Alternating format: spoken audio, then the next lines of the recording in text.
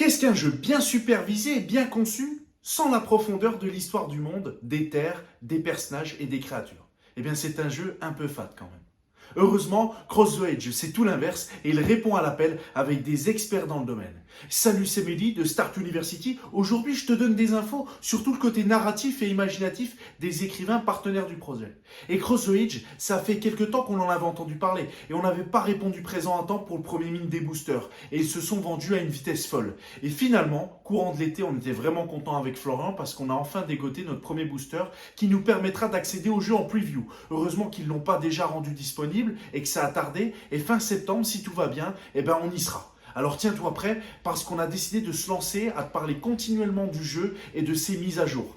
Pour rappel, notre mission chez University, c'est de te montrer comment nous restons en mouvement, vers qui notre attention est attirée et quoi placer au centre de notre vie. Et aujourd'hui, le sujet porte sur le côté loisirs et finances. Alors en attendant sa sortie, CTA permet de proposer une expérience immersive de haut niveau à travers une saga littéraire qui pourrait s'étaler sur ces prochaines années.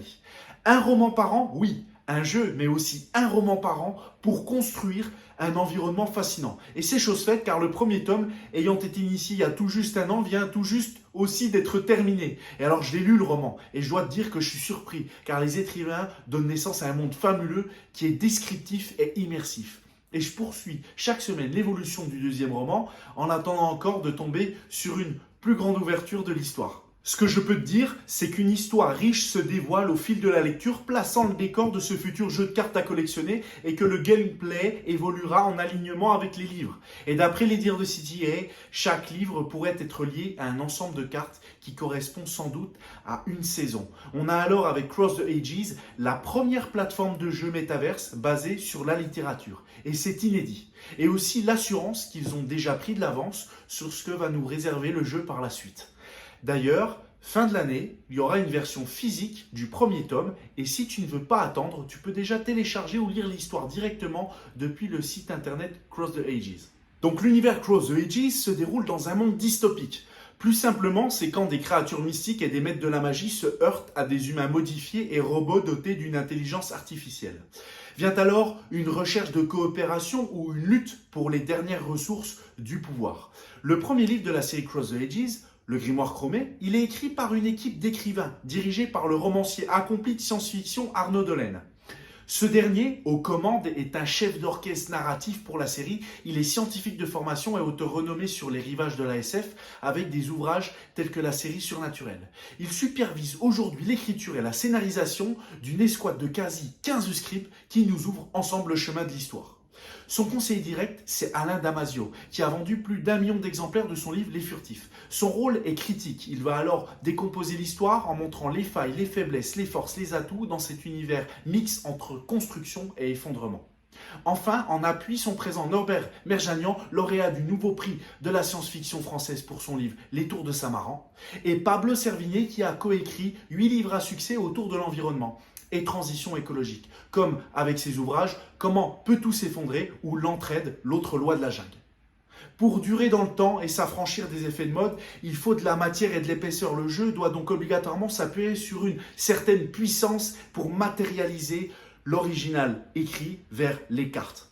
Pour reprendre les mots de Damasio, Cross the Ages, c'est une sorte de croisement, de carrefour et d'un franchissement. Au lieu de construire des murs, ils construisent des ponts pour aller vers l'harmonie. Et c'est vraiment une belle démarche que de réunir les deux univers en tant que genre, mais en tant qu'appréhension du monde. Montrer que la coopération, elle est plus forte que la compétition en créant des liens vers le collectif. Et si les sagas évitent généralement de mélanger SF et fantasy, c'est parce que parfois les mages, ils sont trop puissants, ils écrasent tout. Ou alors que c'est la science qui est tellement avancée et que tout le reste semble dérisoire. Et à mon sens, ce qu'il y a de plus difficile dans l'histoire, c'est d'aller vers l'inconnu, évidemment, mais surtout de construire une architecture temporelle qui a du sens sur le long terme. D'un côté, arcante, spiritualité, magie, instinct, primitif, de l'autre mentrice, rationalité, science, contrôle, hypertechnologie. Et j'entrerai dans les détails dans une autre vidéo. Pour résumer, CTA est conçu comme un projet cross-média et collectif auquel chacun peut participer. Un récit qui sera donné au compte-gouttes, comme il se fait maintenant. Ce qu'il y a de dingue, c'est que les événements de puzzle et d'énigmes donnés à résoudre à la communauté peuvent impacter l'histoire fictive et réelle si les écrivains s'en inspirent. Le jeu de cartes, lui, Récompense les joueurs impliqués, les lecteurs du roman peuvent donner leur avis et exprimer leur envie de voir tel ou tel personnage ou narration développé. Et aussi la fanzone offre à ceux qui le souhaitent la possibilité de dessiner leur vision de l'histoire. Tu dois voir Cythia comme un univers ouvert, un gigantesque bac à sable où chacun peut s'amuser quelques instants à développer un espace à sa guise, apportant sa touche personnelle à la vision du monde. Et à mon avis, Cythia, c'est un vrai succès si les fans saisissent cette opportunité entre leurs mains. Et pour finir, je vais reprendre les mots de Dollen. Si le roman pouvait questionner nos préjugés, les limites et les failles du système dans lequel nous vivons, notre ouverture aux autres, au monde, alors le roman serait à mes yeux une réussite.